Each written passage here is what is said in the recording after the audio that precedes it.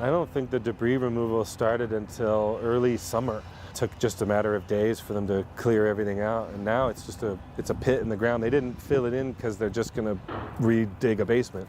So it's just like a field with a little hole in it. And it's odd if you drive through the neighborhood because some houses are already up and Tyvek wrapped, and then other lots are just like mine with nothing but grass. My name is Todd Payne, and I lost my home and my small business in the Marshall fires on the 30th of December of last year.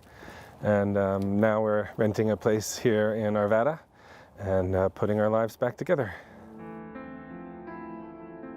It was a 3-car driveway, so and a wide one at that. This was a fireplace. The last time we saw one another, we were in Louisville at the site of the home. In fact, it was the first time that I had been back to see the site since it was burned. It's remarkable that there's really nothing left.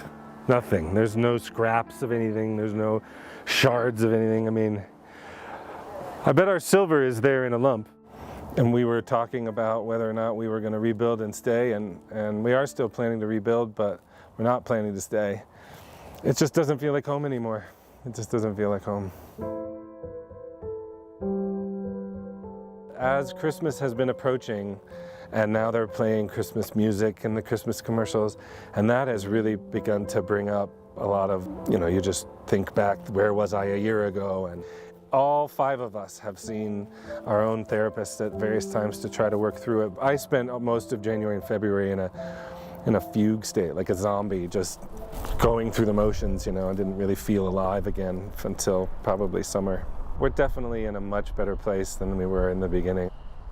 For a long time, we just felt very untethered, just floating. Where is my space in the world?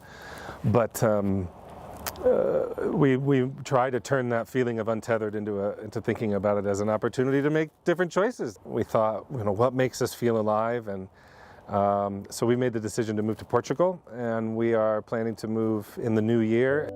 We're not planning to sell the property, we're going to rent it, so if it doesn't work out, we can always come back. And they're planning to break ground next month, mid-December. They've told us it should take 3 quarters to build, so hopefully it'll be finished in September of next year. But we really want to stretch our wings, and honestly, the fire has given us a chance to do that. In fact, we've started naming things Phoenix, like our wireless network in the house is named Phoenix, and trying to embrace that notion of rising from the ashes and becoming something new and beautiful and more powerful.